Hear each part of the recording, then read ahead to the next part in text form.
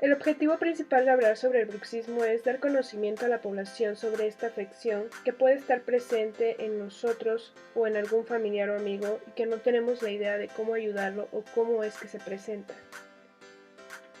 Para poder comprender mejor este tema, se debe explicar qué es el sueño y qué es el estrés, los factores con los cuales se le ha relacionado. El sueño es un estado fisiológico activo con funciones inmunológicas y endocrinas. Los procesos psicopatológicos y los trastornos psiquiátricos van acompañados en numerosas ocasiones por diversas alteraciones del sueño, entre ellas el bruxismo nocturno. El bruxismo del sueño es una parafunción muy difícil de detectar por el propio paciente, cursando largos periodos de tiempo sin que éste se dé cuenta que es el causante de tanta sintomatología dolorosa. La mayoría de las veces es detectada por el profesional en la consulta, haciendo conciencia al paciente de su patología. El bruxismo del sueño es una de las parasomnias más frecuentes que está presente tanto en niños como en adultos.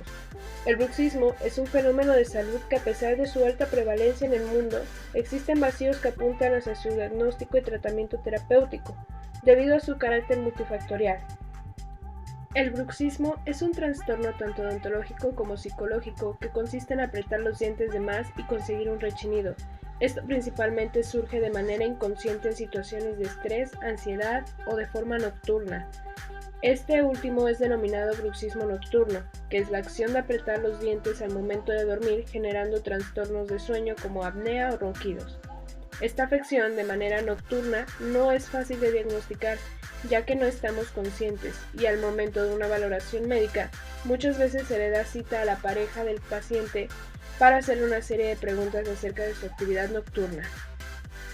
Para poder comprender la relación del bruxismo con la disfunción temporomandibular, primero hay que saber qué es la articulación temporomandibular o ATM. Esta es la articulación formada entre la mandíbula y el hueso temporal del cráneo, que interviene en funciones tan básicas como la respiración, la fonación, la masticación y la deglución.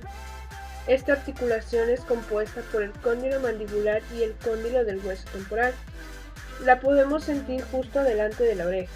Los trastornos temporomandibulares se refieren a un grupo de condiciones definidas por anomalías anatómicas, histológicas y funcionales de los componentes musculares y articulares de la articulación temporomandibular, caracterizado por signos y síntomas de dolor y disfunción que ocurren simultáneamente o solos, incluyendo dolor en la ATM. Es caracterizado por dolor crónico o agudo en los músculos masticatorios. El movimiento mandibular anormal tiene signos y síntomas asociados con dolor orofacial, alteraciones cervicoescapulares, sonidos articulares que suenan como hacer un clic en la ATM durante el movimiento, y es causa común de dolor orofacial no dental. El trastorno temporomandibular considerado crónico es después de 3 meses de duración. El bruxismo produce desgaste de las piezas dentales y sobrecarga en la articulación que une la mandíbula con el cráneo. Las causas principales pueden ser masticar chicle, ya que esto aumenta la presión generada por la mandíbula, y como ya se ha mencionado, el estrés juega un papel fundamental, la edad, los trastornos mentales, entre otros. Los síntomas principales en el bruxismo es el rechinar los dientes, el dolor en los músculos masticatorios, el deterioro de las piezas dentales y el dolor de la cabeza, que incluso se podría diseminar hasta un dolor de oído. El tratamiento principal es una férula de descarga, la cual relaja la articulación temporomandibular, devolviendo la mandíbula a su posición original. Asimismo, se puede complementar con mensajes de fisioterapia, los cuales relajan los músculos. También, con una valoración previa y una receta médica, se pueden suministrar fármacos como relajantes, medicamentos para el estrés y algún tratamiento para la ansiedad.